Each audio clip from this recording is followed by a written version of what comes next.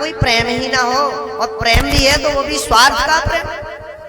ऐसे लोगों के पास में हमने थोड़े देवी हमने कम कर दिया। पार्वती जी बोली महाराज हमारा तो इतना प्रेम है, हमारे स्वामी जी तो हमें ऐसी ऐसी बात बताते हैं जो कभी जीवन में बताना ही नहीं चाहिए, इतना प्रेम करते हैं हमसे। अरे राम राम, गुरु मंत्र कभी किसी को नहीं बताना चाहिए, पर गुरु मंत्र भी हमें हमारे स्वामी जी ने बता दिया। अरे गुरु मंत्र की तो छोड़ो, साधना भी बता दी। आज हमारी साधना में किसकी झलक आई ये भी बता देते हैं हमारे स्वामी जी। नारद जी बोले मैया तुम्हारा प्रेम अमर बने रहे, इसी प्रकार बना रहे। बोले मैया एक बात पूछूं मैं? बोले ना, हाँ हाँ पूछिए।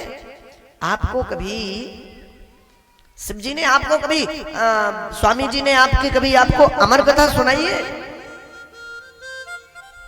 बोले अमर कथा क्या होती है? बोले तो किस चीज का प्रेम करते हैं? जब आपको अभी तक अमर कथा नहीं सुनाई तो फिर प्रेम किस चीज का है आपका? फिर आपसे खाक प्रेम करते हैं। इतनी सी फुलझड़ी काफी थी। नारद जी का काम ही है यहाँ का वहां करना। अपने माता पिता को भी नहीं छोड़ा लड़ाई करवाने में। नारद जी का काम है। इतनी सी फुलझड़ी काफी थी, जाकर के अपने लोक में पहुंचे।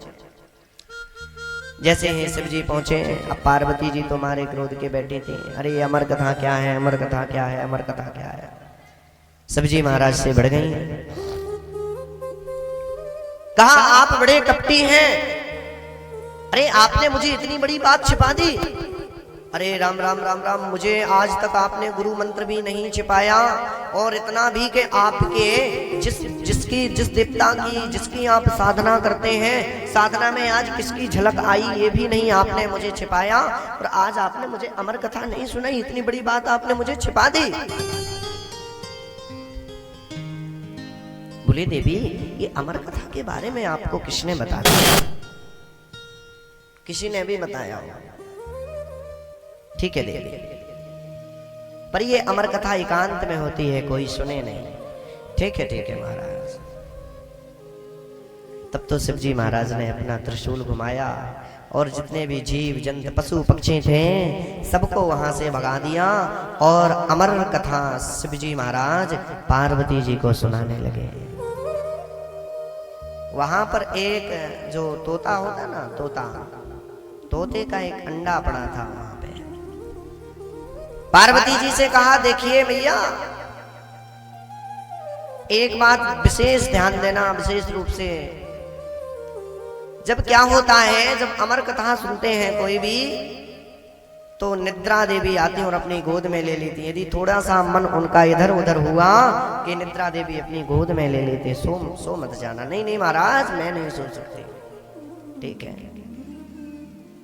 अब हाँ जी कहते रहना, हाँ जी कहते रहना। और आपको मैं एक बात बता दूं, राजस्थान में जब भी कथा होती है तो वहां पर एक व्यक्ति स्पेशल, जैसे अपने यहाँ पर वो द्वादश अक्षर मंत्र के लिए जाप के लिए हम 5 ब्राह्मणों का संकल्प कराते ना, इसी प्रकार से वहां पर 5 ब्राह्मणों का संकल्प होता है, और वो केवल एक ही बात कहेंगे, कथा होगी हाँ जी, कथा होगी हाँ जी, ऐसा करोगे हाँ जी, आप जाओगे हाँ जी। केवल हाँ जी के लिए स्पेशल पंडित लगाए जाते हैं राजस्थान में। मैं तो कथा करने गया सभी बातों पर, तो मुझे पता है राजस्थान में स्पेशल हाँ जी के लिए लगाए जाते पंडित। अब तो महाराज हाँ जी पार्वती जी करते नहीं। कुछ समय बाद उनको नींद आ गई, और जो वो तोते का अंडा था वो फूट करके उसमें से तोता निकल आया और वो सुनने लगा। तो तोता का तो अक्सर वही है, जो सुनेगा तो फिर वो दोहराने लगता है, दोहराने लगता है। वो भी करने लगा हाँ जी। शिव जी महाराज ने थोड़ा सा देखा कि पार्वती जी को नींद तो नहीं आई, तो पार्वती जी खूब सो रही थी। अरे कहा आप देवी सो गई, फिर कथा कौन सुनता रहा? कथा किसने सुन ली? तब तो महाराज श्री शिव जी महाराज ने अपना त्रिशूल उठाया और महाराज अपने शिवलोक में घुमाना प्रारंभ किया। और वो तोता का बच्चा, अब भैया दैत्यों से डर रहता है तो देवताओं की शरण में पहुंच जाना चाहिए, और जब देवताओं से डर हो तो फिर कहां पर पहुंचना चाहिए? पर ब्राह्मणों की शरण में जाना चाहिए।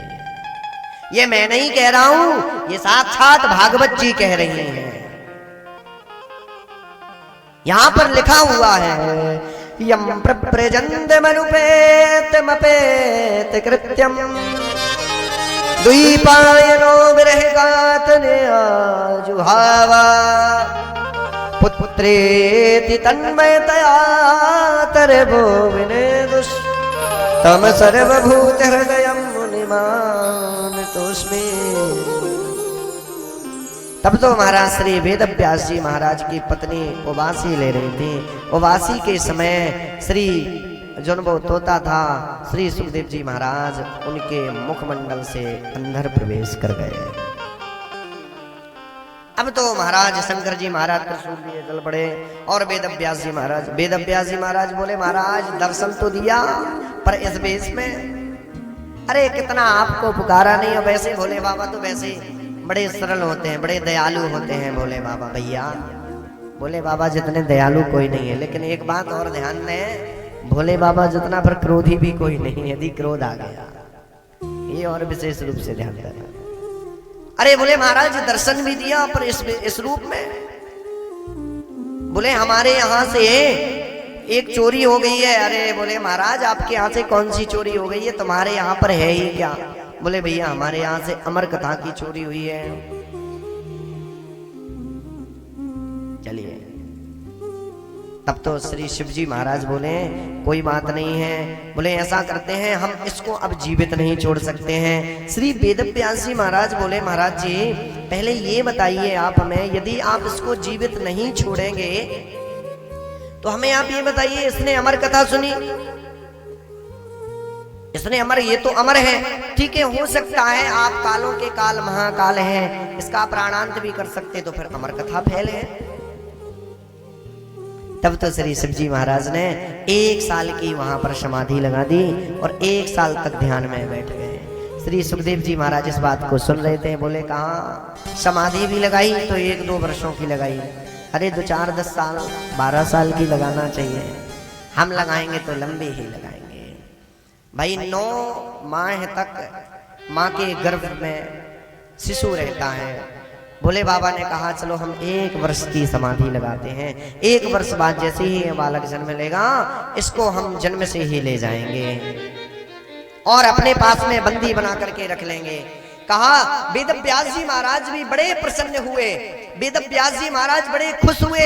अरे कहा महाराज दुनिया आपका बंदी बनने के लिए कई वर्षों तक तपस्या करते हैं और इस बालक का तो कितना बड़ा सौभाग्य नहीं जो जन्म लेते ही और आपका बंदी बन जाएगा, इससे बड़ा कोई सौभाग्यवान नहीं। अब इस बात को तो महाराज श्री सुखदेव जी महाराज सुन रहे थे। अब 1 वर्ष तक कुछ नहीं हुआ। तब तो शिव जी से कहा, वेद व्यास जी महाराज ने कहा महाराज अरे इस बालक को माफ करिए आप, अभी तक तो इसकी माँ को बड़ा कष्ट है, बड़ा असहनीय कष्ट है, क्षमा करें इसको प्रभु, क्षमा करें। श्री शिव जी महाराज वहां से चले और तब जाकर के श्री सुखदेव जी महाराज ने 12 वर्ष बाद अपनी माँ के गर्भ से जन्म लिया। बोलो श्री सुखदेव जी महाराज की। और जैसे ही श्री सुखदेव जी महाराज ने जन्म लिया और जो जन्म लेते ही प्रवजंत हो गए हैं, जैसे कोई नदी होती है, नदी का जो जल होता है पृथ्वी पे चलते ही मलिन होता है, इसी प्रकार जब जीव जन्म लेता है तो उसको यहाँ की जो संसार सागर की माया मोह की ये है, ये सब उसको घेर लेती है। पर यहाँ पर श्री सुखदेव जी महाराज ने जब ये श्री शिव जी की विडंबना देखी तो जन्म लेती है हमारे श्री सुखदेव जी महाराज प्रवजंत हो गए। और श्री तुलसीदास जी महाराज ने श्री रामचरितमानस में बड़ा सुंदर भाव दिया। भूमि परत डाबर पानी, भूमि परत डाबर पानी, भूमि परत डाबर पानी, भूमि परत डाबर पानी, जिम जीवन माया पिटानी, जिम दे वही माया लिपटानी, जिम दे वही माया पिटानी।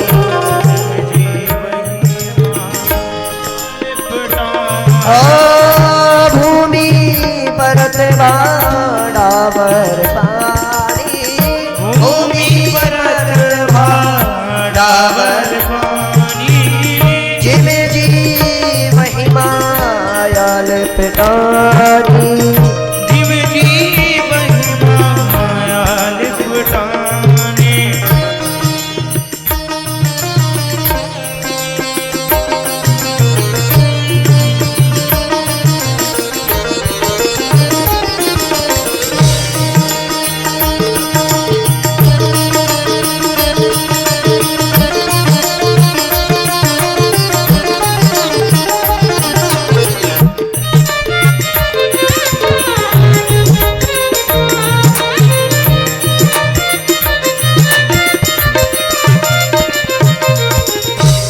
जैसे निर्मल जल की धारा धरती का स्पर्श करते ही मलिन हो जाती है, ऐसे ही जब जीव जन्म लेता है तो इसको ये संसार सागर, ये माया रूपी सब घेर लेती है उसके जीवन को।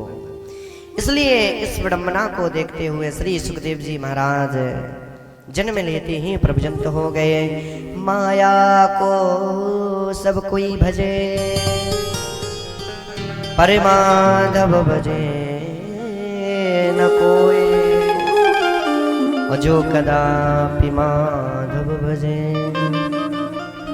तो माया चेरी होए। श्रीमद् भागवत कथा में यहाँ पर दिया गया है, भगवान ने अर्थ दिया है, तो धर्म करो, पर धर्म से हमें कभी अर्थ के लिए नहीं सोचना चाहिए। ये हम नहीं कह रहे हैं, ये साक्षात भागवत जी कह रहे हैं। पर हमारे श्री शिवजी महाराज तो इतने दयालु हैं कि कब किसको किस वक्त किस समय किस चीज से परिपूर्ण कर दें ये